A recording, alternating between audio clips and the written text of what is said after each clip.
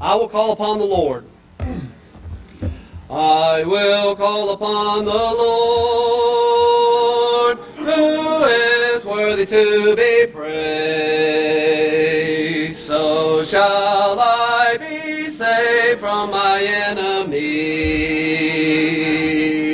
The Lord liveth, and blessed be the rock, and let the God of my salvation be exalted. The Lord liveth, and blessed be the rock, and let the God of my salvation be exalted. I will call upon the Lord, who is worthy to be praised. So shall I be saved from my enemies.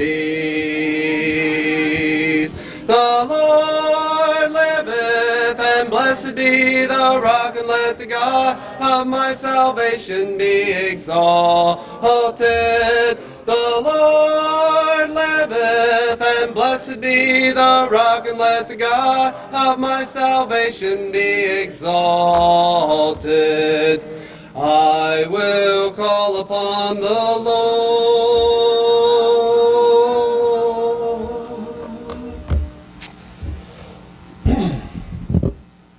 Most of you know that I played baseball for a living one time.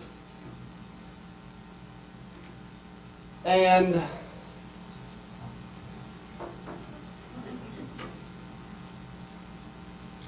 so there's a lot of nuances in the game that go on. So some of you may or may not know what a no-hitter is. If a pitcher starts a game and goes the entire 9 innings and doesn't allow the other team to get a hit, it's called a no-hitter. And it's very rare. So I was looking up some statistics. There's a little over 2,400 games every calendar year in Major League Baseball. Last year, there were 9 no-hitters thrown. So, and that actually broke the record for most no-hitters thrown in a single season. Several years ago, it was, actually these were a couple of my teammates, but it was after I had left both teams, the Tigers and the Tigers were playing the Blue Jays. The Blue Jays pitcher had a no-hitter going till the bottom of the 9th with 2 outs. Had to get the last out, he gets a no-hitter. Of course, you know the story. The guy hits the ball up the middle. Second baseman goes to field it, he dives, it hits off his glove, gets a base hit, no-hitter's gone. Strikes the next guy out, game's over. They're interviewing him. He said, hey, how you feel about that? Well, he did the best that he could do, blah, blah, blah.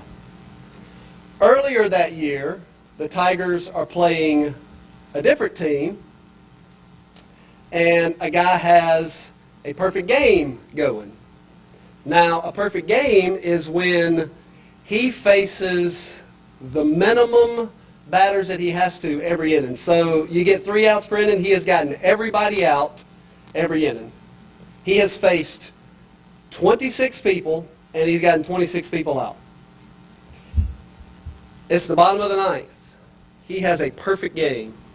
He's 1 out away from a perfect. Now, there have only been 23 perfect games thrown throughout the entire course of Major League Baseball. So think about that just a minute. 23 perfect games. This guy's 1 out away from throwing a perfect game. Ball is hit it's hit in between first and second. The first baseman fields it, so the pitcher has to get over to first base to cover the bag to get the hitter out. Pitcher gets there in time, throw gets there in time, umpire calls the runner safe.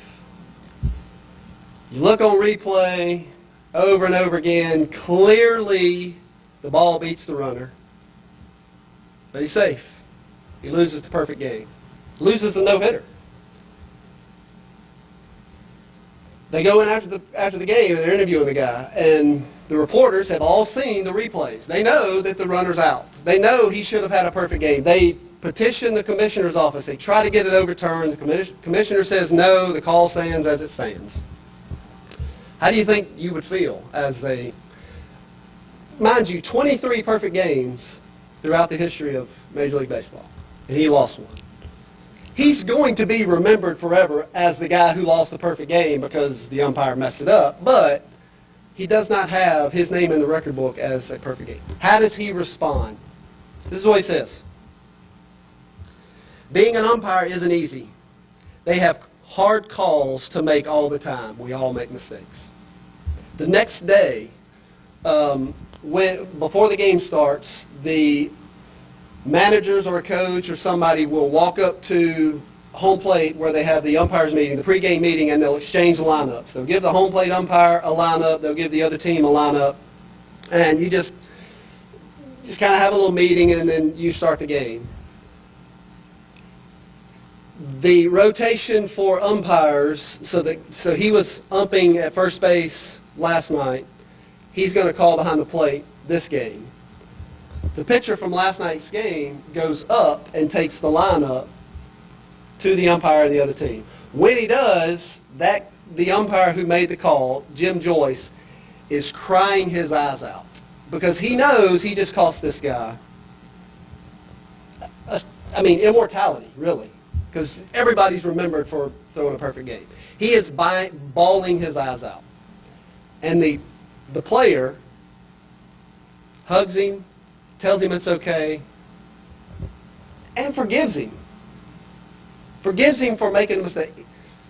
Like he says, being an umpire isn't easy. They have hard calls to make all the time. We all make mistakes. Now, I know that may be a silly story, talking about forgiveness. But think about all of the things that happen to us on a daily basis. All the times we feel like people have wronged us. In the grand scheme of things, it's just a game. In the grand scheme of things, it's not really that big of a deal. It probably cost the guy a couple $1 million, but it's not that big of a deal, right? He was able to forgive that guy. As people who have been forgiven by the blood of Jesus Christ, why do we find it so hard to forgive others sometimes? How much healthier would our families be if we forgave more often? How much happier would our relationships be if we were open to forgiveness? How much stronger would the church be if we were able to forgive like we're supposed to? Colossians chapter 3, beginning of verse 12 says, "Put on then, as God's chosen ones, holy and beloved, compassionate hearts, kindness, humility, meekness, and patience, bearing with one another, and if one has a complaint against another, forgiving each other," listen to this, "as the Lord has forgiven you, so you also must forgive." Jesus tells us in the Sermon on the Mount in Matthew chapter 6, "If you forgive other people when they sin against you, your heavenly Father will also forgive you. But if you do not forgive others their sins, your Father will not forgive you your sins." Have you ever thought about that? Have you ever meditated on those words? Have you ever really let that sink in to your heart? Jesus tells us if we don't forgive, God's not going to forgive us. Think about all the times that we've been wronged and we hold on to it. We let it fester inside of us. Now think about all the times that we have sinned against God. He was willing to give up His Son so that we could have a chance at forgiveness. Who do you need to give forgiveness to that you are holding on to it right now? Who have you not forgiven that really needs that gift right now? We've been given a great gift. We all agree about that. But we can't withhold that to someone else because it's not being withheld for us. Think about that as you go about the rest of your day. Think about that as you go to bed tonight. Think about, who do I need to forgive that really needs it? What can I do to make my life better? Think about that too. If we hold on to something, it's really hurting us as well. If we forgive somebody, it's almost like we release it, and it's not gonna be festering inside of us anymore. It's going to make us feel better as well. I hope that meant something to you tonight. I hope you can get something out of it. I hope we can be people that are quick and willing to forgive, because we've been forgiven. We've been forgiven so much that we probably didn't deserve to be forgiven for. If there's anything we could do for you tonight, please come as we stand and sing.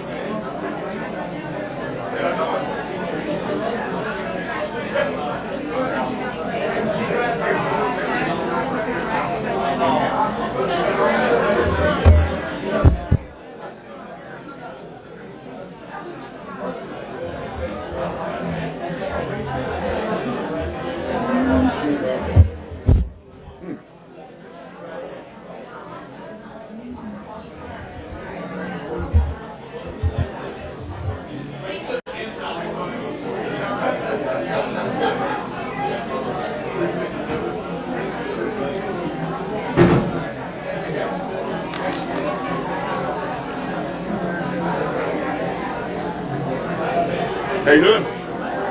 Good. Looking forward to it. Well, we'll see. I know it. Thank you.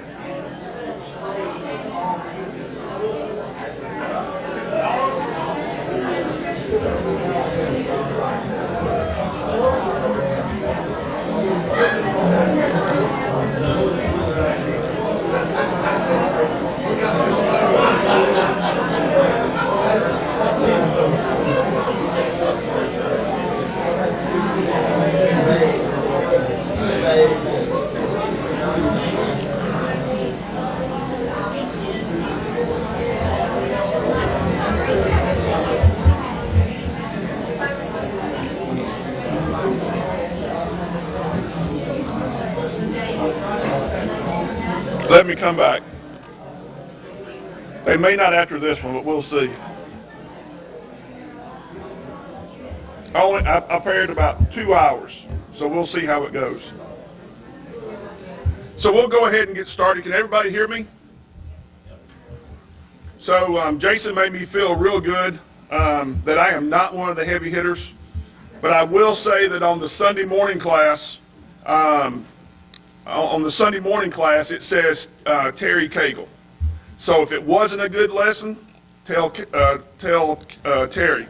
And I'm sure this live stream will say Terry. So I'm Terry Cagle. If you don't like it, my cell phone is so-and-so. So I'm going to try to teach a lesson that traditionally in the Church of Christ is not talked about very much. And I'm going to call it the supernatural. Now we like to, if we look at, and I will say, let me say this, I have Tony Kendall, who was my absolute favorite teacher in high school.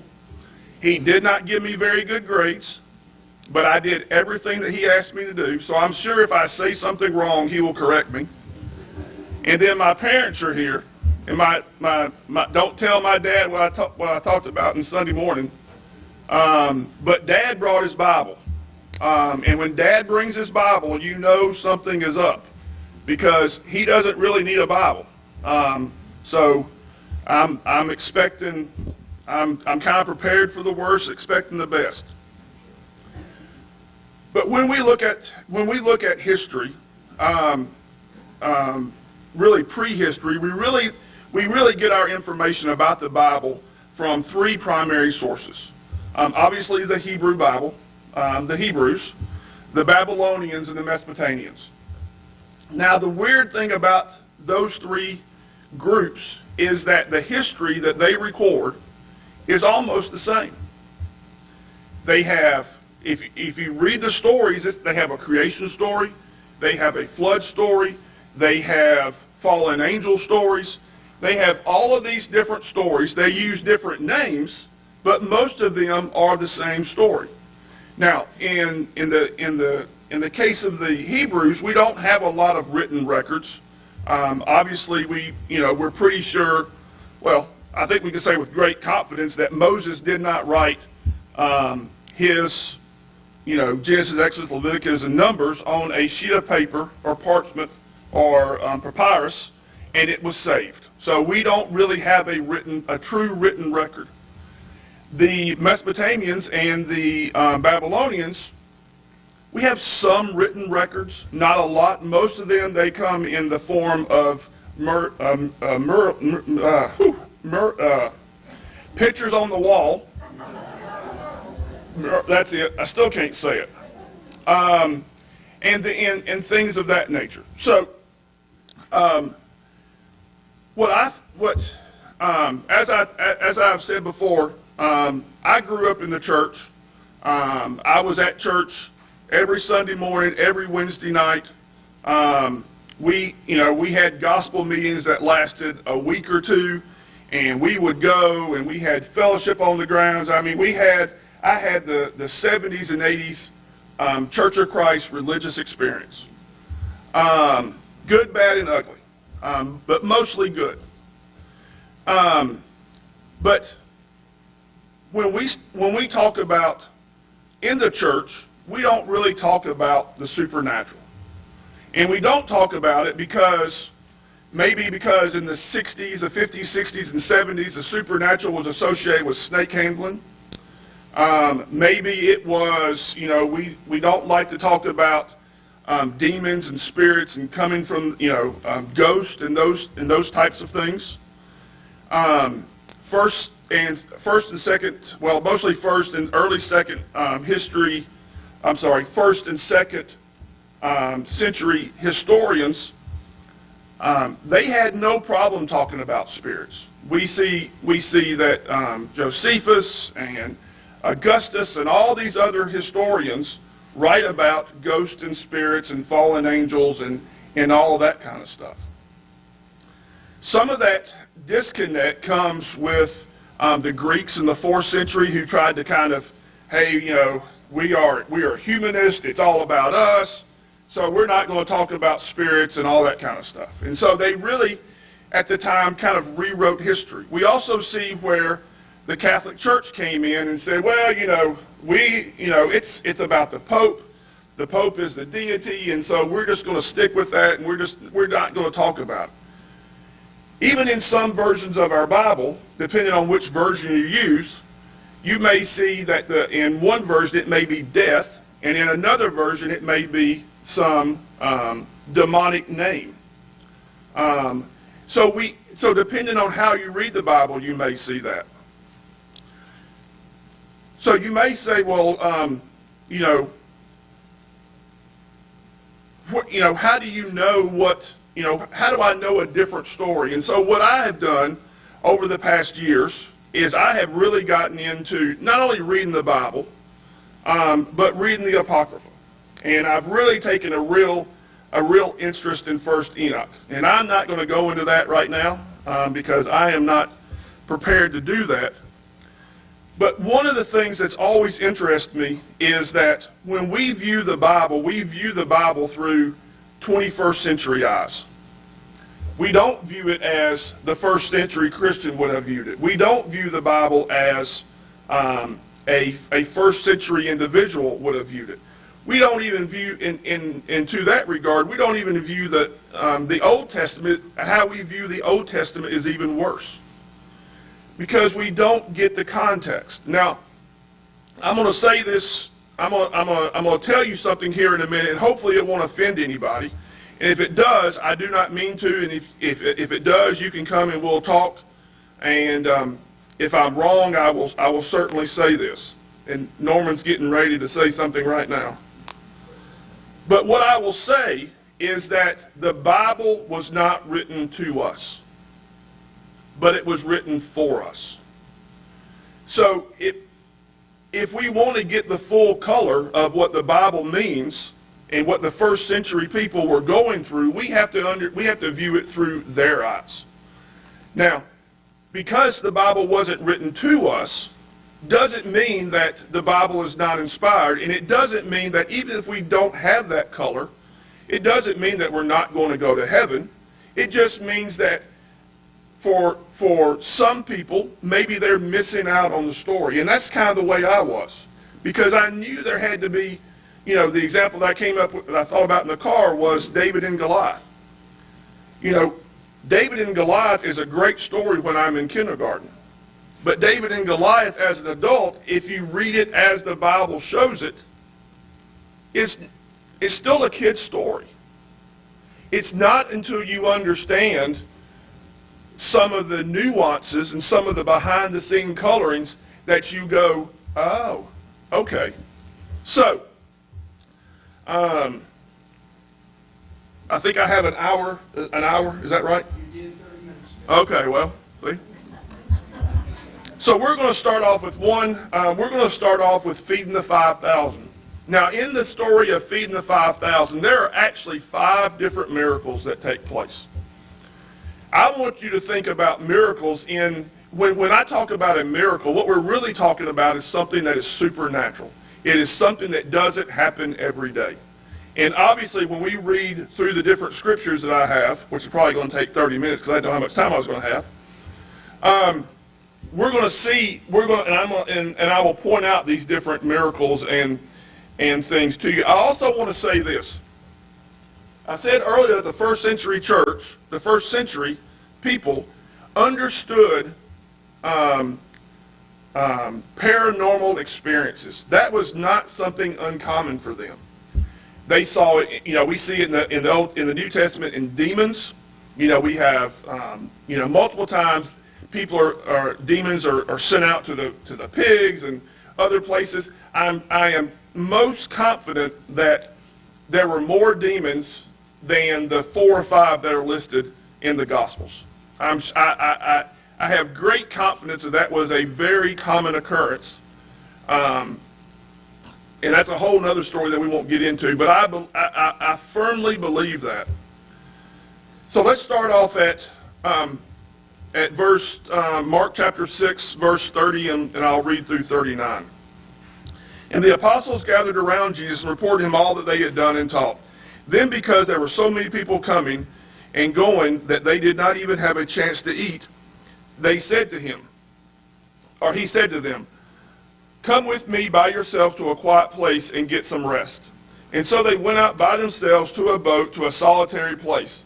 And many who saw them recognized them and ran on foot from all towns to get ahead of them. And when Jesus landed and saw the large crowd, he had compassion on them because they were like sheep without a shepherd.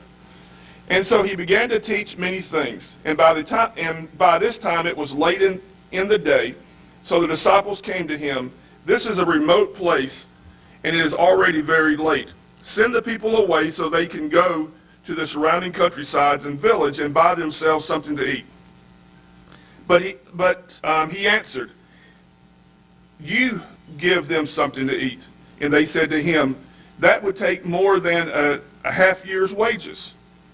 Are we to go and spend that much on bread and give it to them?" "How many loaves do you have?" he asked. "Go and see." And when they found out, they said, 5 and 2 fishes. Then Jesus directed them to have all the people sit down in groups on the green grass. And so they sat down in groups of hundreds and fifties. And they took 5 loaves and 2 fishes and looked up to heaven. And he gave thanks and broke the loaves. And then he said to the disciples to distribute to the people and also divide the 2 fishes among all of them. And they all ate and were satisfied. And the disciples picked up 12 baskets full of broken pieces of bread and fish. The number of men who had eaten was 5,000. So, right after this, and starting in verse 45, so we have one miracle, feeds 5,000. You could say the second miracle would be having that many people sit down and be still when hungry, but that's not actually classified as a miracle. So, starting with verse 45. And immediately Jesus made his disciples get out of the boat and go ahead of him to Bethsaida.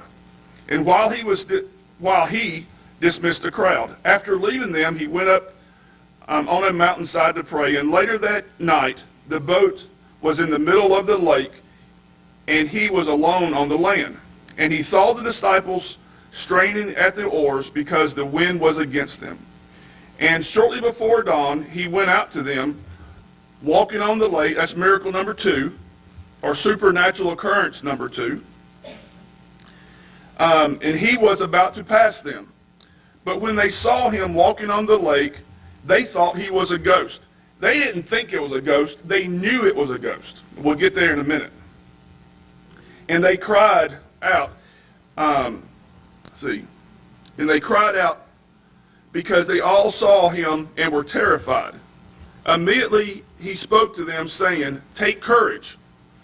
It is I. Do not be afraid." And then he climbed into the boat with them, and the wind died down. That's miracle number 3. And they were completely amazed, for they had not understood about the loaves. Their hearts were hardened. And when they had crossed over, they landed at, I'm going to skip that word for right now, and anchored there. And as soon as they got out of the boat, people recognized Jesus. And they ran throughout the whole region and carried the sick on the mats to wherever he was. And wherever he went, into villages, towns, or countrysides, they placed the sick in the marketplaces. And he begged them, and they begged him to touch even the cloak of his garment, and all who touched it were healed. That healing part is not part of the 5 miracles that I was talking about. So the ghost that we were talking about, the disciples thought this was a real ghost. This was truly a ghost. This was a spirit that was walking on water. Historians from the 1st century say that the distinction was that the reason they should have known it wasn't a ghost is because ghosts don't walk on water. But there are many times in ancient history where there is recorded history of ghosts or spirits walking around. That's why Jesus says, "Do not fear, take courage, it is I." That adds a completely different level of color than the way that we normally think of it, because, we're in the boat, we have wind, we kind of know about that, and then we see a cloud or something, and for us, we're like, oh, that's whatever. But they had seen ghosts before. They knew what that was about. They had experienced that. So again, when we look through the eyes of the 1st century Christian or the 1st century disciples, it completely changes the story. He is actually telling them, hey, look, it's me. He's not scolding them. He's not coming down on them. He's saying, look, I know what you've seen before, but that's not what you're seeing now. What you're seeing now is me. It is I. Take courage. Don't be afraid. The 4th miracle is Peter walks on the water. Now, it's not told in Mark. Mark, for whatever reason, doesn't record it. But starting in Matthew 14:22, right then Jesus made the disciples get out of the boat and go to the other side of the lake where he dismissed the crowds. And then he sent them away, and he went up to the mountain by himself to pray. Evening came, and he was alone. Meanwhile, the boat was fighting a strong wind, being battered by the waves and already far from the land. So we have even more color. Matthew says that, it wasn't just a wind, it was a strong wind. And they're being battered by the waves. So a kind of a same telling, just a little bit more color. And very early in the morning, very early in the morning, he came to his disciples walking on the lake. And when the disciples saw him walking on the lake, they were terrified and said, "It's a ghost." And they were so afraid they screamed. And Jesus spoke to them. Again, we often have this story of where Jesus is scolding them for lack of faith, but he's not scolding them. He's saying, take courage, or be encouraged. It's me.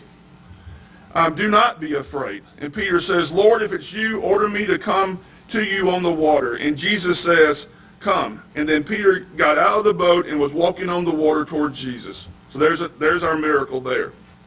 And when Peter saw the strong wind, he became frightened.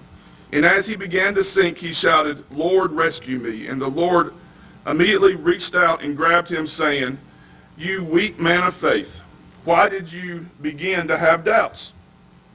And when they got to the boat, the wind settled down. There's our wind miracle again.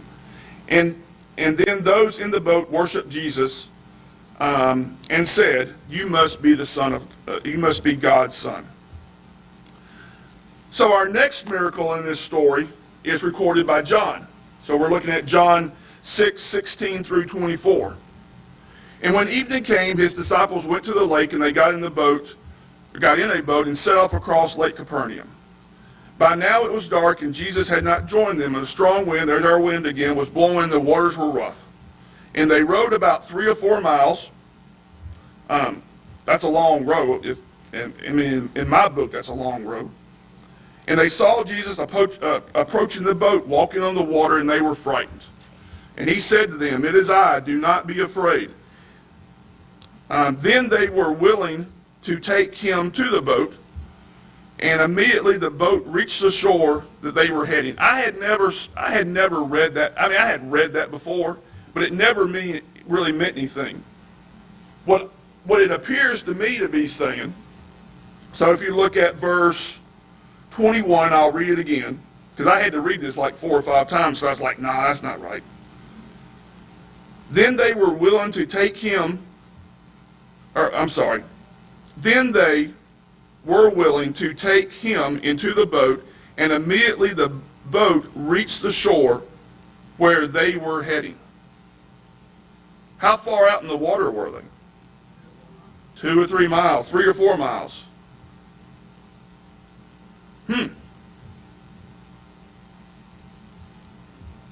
There you go. There's another miracle. So we see throughout the Bible, because of our colored eyes, and my colored eyes, we see supernatural events happening all the time. And I talked about this a little bit in my class, Terry's class, this Sunday. My class if it was good, Terry's if it was bad. That oftentimes, I forgot my point with my joke. Anyway, it adds, additional color is added because now we know the story. I want to tell you another one, and this is one that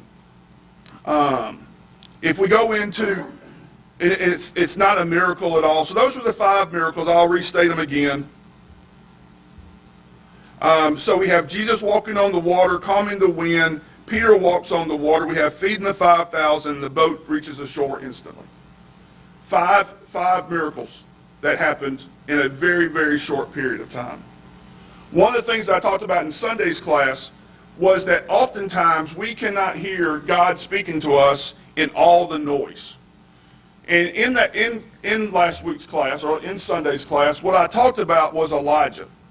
And Elijah was probably one of my favorite prophets, probably my favorite prophet. Not only is Elijah my favorite topic, but my son Elias is named after Elijah, because Elias is the Greek representation, I guess, or translation of Elijah. But we see Elijah doing all these things. He's going to the king. He's spending 3 years at a brook. He's going to a widow. He spends time there. And he's famous. But then God takes his fame of going to the king and saying, hey, it's not going to rain anymore for 3 years, or it's not going to rain until I say it's going to rain. And then he completely takes him out of that situation and puts him by a brook for 3 years, approximately, so that, because he knows that Elijah needs time to process all of that. The exact same thing happens here, and we see that in where Jesus takes them off and he dismisses the crowd. There's 2 reasons that he dismisses the crowd, but we won't worry about that too much. But he takes them so that they can think about what's happened. Can you imagine being there, and even if somebody came in with Thusacles, and everybody goes, oh man, I wish I'd gotten Thusacles, and then all of a sudden we just start passing out Thusacles.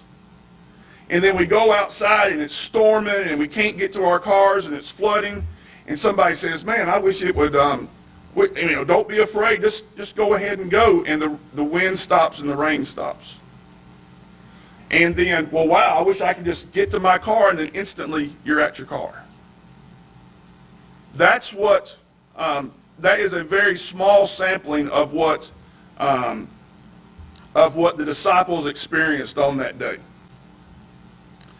One of my favorite stories is on this. I called it on my. I have a very original title. So, upon this rock I will build my church. Matthew 16:13 through 20. Does anybody do you recall, or do you know where this happened? Where this story happens? So, this happens in Caesarea Philippi. Now, that's important for a number of reasons. Number one, it is the northernmost part of Israel, and it's also the northernmost part of the northern kingdom. So, in those years, anything that was above Israel was basically pagan. There was all kinds of worshiping, whether it was of all kinds of sexual and fertility and whatever you wanted to worship. There was a god for it, and that's where it was at. So that's where, and that mountain is called Mount Hermon. Hermon. I'm sorry, I'm tongue-tied tonight. Now, historically, there's a lot of things that happen on this mountain. For tonight's lesson, all I'm going to say, because it's not in the Bible, it's in the Apocrypha.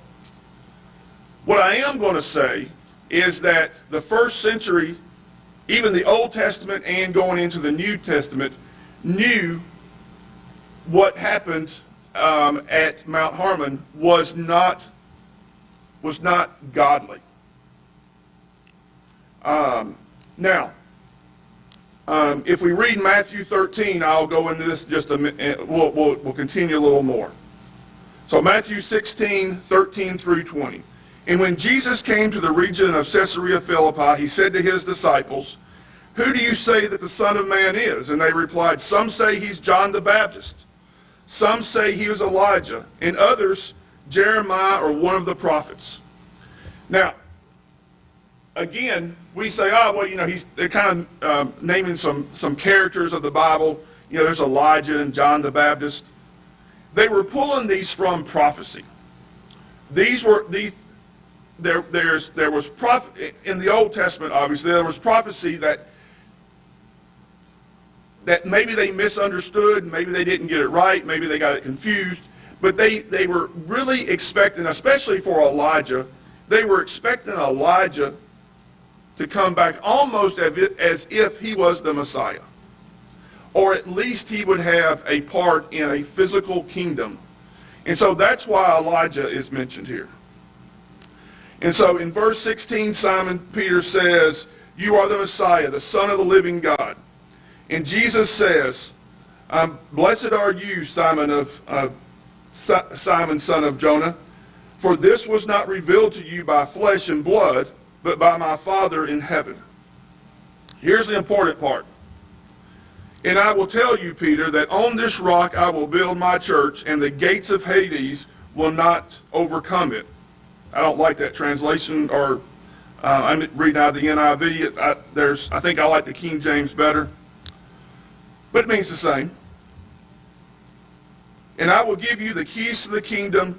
Whatever you bind on earth will be bound in heaven. Whatever you loose on earth will be loosed in heaven."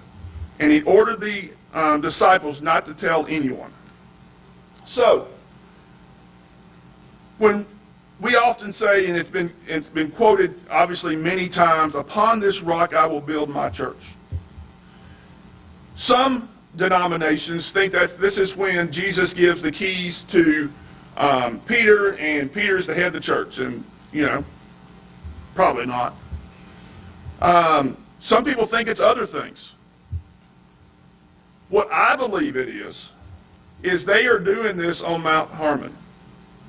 Now,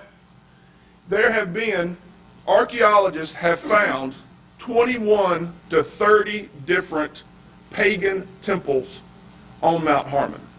That's the ones they found. What I believe is that Jesus picked this spot on this mountain. He's at the top of the mountain, and he is basically telling Satan, "Look, up until, depending on when you want to say, whether that is the crucifixion or the resurrection, or whether it is the ascension into heaven, or whether that is Acts 2. Whatever time you want to pick in there, what I believe Jesus is saying is, look, Satan ruled the death from the beginning of earth till this point in time. But I am coming, and I am standing on your rock. I'm standing on Satan's rock, and now it's mine.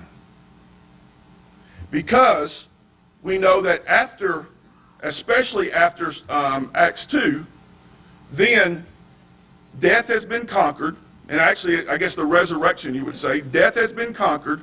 We no longer fear death. We have eternal life. Our sins are forgiven. And now we have this new life after death. So, for me, in my belief, and again, like I said in the beginning, you don't have to believe this. It's not going to affect your salvation at all.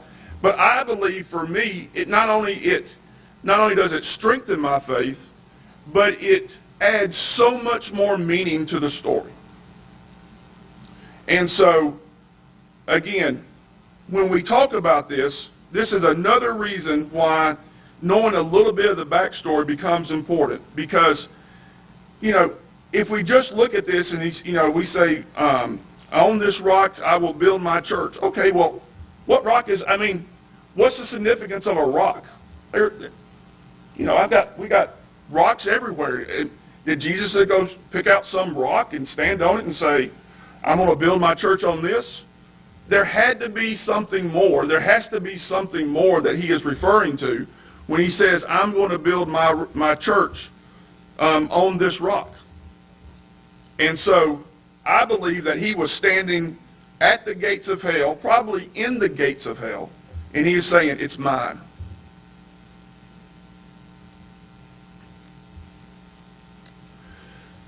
I got 5 minutes. This is a story that comes out of 2nd Enoch. And what this story does for me is it tells me just how much God hates sin. And this story it goes back to Leviticus 16 verses 7 through 26. What I would encourage you maybe is to read it later. What you will see is that some versions of the Bible will say a goat or an scapegoat. And other versions of the Bible will say Uzra. Now, if you look back in the Apocrypha and in 1st Enoch, you will learn, or you will see where Uzra is a fallen angel. And he is often depicted, at least through Mesopotamian his history, he is Satan reincarnated, if you will. Now, here's the cool thing about this story. When they were back in, and let me just read it. I'll just read it to you. Verse 7, and take 2 male goats and place them before the Lord's tent. And so Aaron cast lots over them. I'm just going to paraphrase, I know we're in a hurry. And one goat was selected for sacrifice to God. The other goat was, the sins of Israel were put on the back of this goat. And then this goat with a priest was taken out. And some people think that Uzra, it was like I said, a deity. Some think it's a place where they were dropping him up, where they were taking the goat. And others think that it is just a meaning that could be destruction or removal. But here's the cool thing about this.